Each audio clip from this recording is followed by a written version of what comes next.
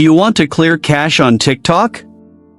You can delete cache on TikTok with just a few simple steps. Before we begin, please like this video and subscribe to our channel for more tutorials and tips. I've also included some helpful tools and apps in the description, so be sure to check them out. To clear the cache on TikTok. First, open the TikTok app on your mobile device. Once you're in TikTok, tap on the profile icon at the bottom right corner to go to your profile.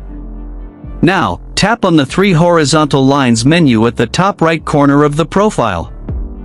A pop-up menu appears. From here, tap on Settings and Privacy.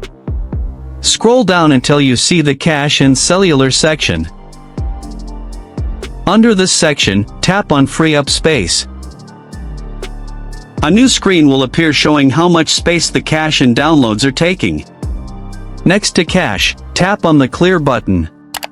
A confirmation pop-up will appear. Tap Clear again to confirm.